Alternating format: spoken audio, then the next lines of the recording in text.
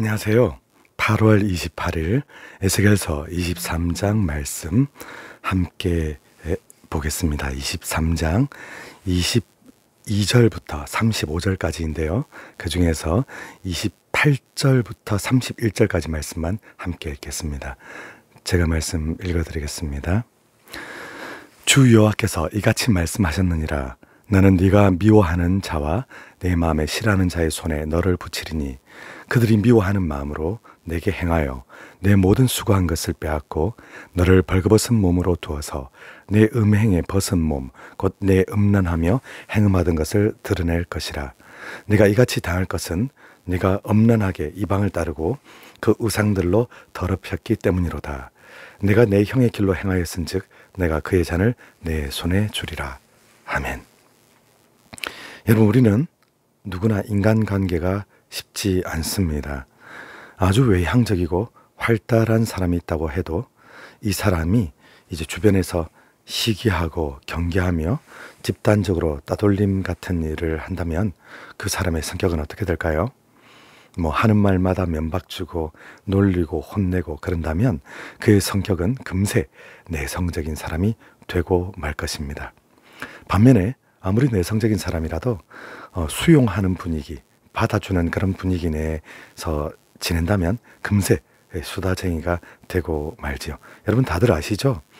시댁에서는 조용조용하고 말 한마디 없던 며느리가 친정에만 가면 밤이 새도록 어머니와 떠들게 되죠. 이것이 우리 자연스러운 현상입니다. 이처럼 사람은 외향적이기도 하고 내성적이기도 한데요. 공통적인 것은 무엇이냐? 모든 사람에게 인간관계는 쉽지 않다는 것입니다.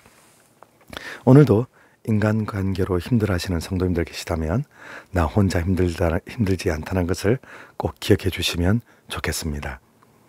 이처럼 힘든 인간관계다 보니까 사람들은 어려운 정도를 걷기보다 쉬운 길을 가려는 경향이 있습니다. 어떻게 할까요? 보통 힘센 사람에게 맞춰가는 것입니다. 어느 정도 맞춰가는 것은 우리가 사회생활을 하면서 모든 사람에게 필요한 덕목이긴 합니다.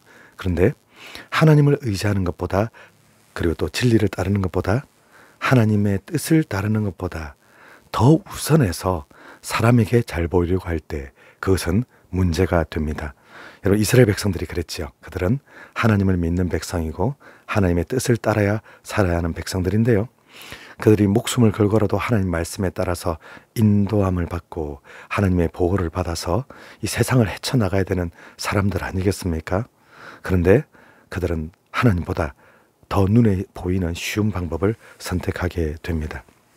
곧 그들은 바알과 아세라를 섬김으로써 바알을 통해 경제적으로 윤택하고 그리고 아세라를 통해 쉽게 군사적으로 부강해지는 그런 길을 그들은 선택했습니다. 하나님을 섬기지 않고 우상을 섬기는 것, 그것을 하거나 혹은 하나님을 섬기는 척하며 예배도 다 드리면서 실제로는 우상을 섬기는, 그러니까 겉으로 어떻게 하느냐만 차이가 있지 실제로 우상을 섬긴 건 그들에게 똑같았습니다. 사태가 이러다 보니까 말씀의 질서, 은혜의 질서가 그들의 삶에서 모두 무너집니다. 그러면서 그들의 죄가 또 강대국에 의지하고 맞추기 위해서 하나님의 법도까지 바꿔가면서 버려가면서 그렇게 했는데요. 그들이 세상을 너무 사랑하고 하다 보니 하나님을 의지하고 하나님의 나라를 바라보는 이런 마음이 다 사라지고 오직 이 세상에서 잘 먹고 잘 사는 것, 그것만이 그들의 관심사가 되었다는 것이죠.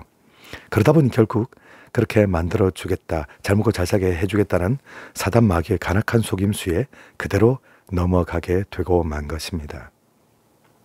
결국 그렇게 세상을 사랑하고 강대국을 의지하다 보니까 그들에게 일어난 일이 무엇이었을까요? 결국 이스라엘 민족이 사랑했던 그 강대국들이 이제는 나를 공격하고 나를 치는 날이 오게 된 것입니다. 또 내가 극도로 미워하던 어떤 사람들, 그들의 손에 하나님께서 나를 넘기시는 일이 발생한 것이죠. 우리 28절 말씀이 그렇습니다. 주 여호와께서 이같이 말씀하셨느니라. 나는 네가 미워하는 자와 내 마음에 싫어하는 자의 손에 너를 붙이리니. 아멘. 여러분, 정말 고통스럽죠. 정말 살아가기 힘들게 될 것입니다. 하나님께서 우리 인생에 안 그래도 힘든 인간관계에 이처럼 아픔을 주시는 이유는 대체 무엇일까요? 그것은 징계를 통하여 하나님께로 돌아오라는 뜻입니다. 회개하고 돌이키면 하나님께서는 결코 우리를 버리시는 법이 없습니다. 히브리서 12장 8절 말씀을 보면 주님께서 우리에게 주시는 징계에 대하여 명확하게 드러나고 있는데요. 읽어드리겠습니다. 징계는 다 받는 것이거늘 너희에게 없으면 사생자여 친아들이 아니니라. 아멘. 그렇습니다. 우리가 하나님의 품을 떠나서 적당히 세상과 타협하고 세상을 사랑하고 적당히 무너져갈 때 하나님께서 그걸 그대로 내버려 두시면 그건 정말 하나님의 사랑이 없으신 것이며 하나님과 우리가 아무 관계가 없는 것이죠. 그러면 이 징계가 우리에게 오는 방법이 구체적으로 어떻게 될까요? 많은 방법이 사용되는데 오늘 말씀을 정리해보면 인간관계가 통째로 무너지는 것을 경험할 때, 그냥 힘든 정도가 아니라 통째로 무너지는 것을 경험할 때, 그때 사실 우리는 이것이 하나님께서 징계해 주시는 방법이구나 생각할 수 있습니다. 여러분 생각해보면 우리에게는 분명히 같은 편 같은 사람이 있고요. 마음이 통하는 사람들이 있습니다. 그런데 분명히 우리 같은 길을 가고 있다 생각했는데 하나님께서 징계를 본격적으로 주시면 어떤 일이 일어납니까? 내 편인 줄 알았지만 그러나 잘못된 관계들이 우리 가운데 많이 있었는데 거기서 이제 엄청난 트러블이 발생합니다. 그리고 다른 정상적인 관계들조차도 모조리 와장창 깨어지는 그런 소리가 나게 됩니다. 여러분 문제가 발생하고요. 여기서 저기서 그리고 골마 터지고요. 끝도 없이 좌절과 고통의 늪으로 우리가 들어가게 되죠.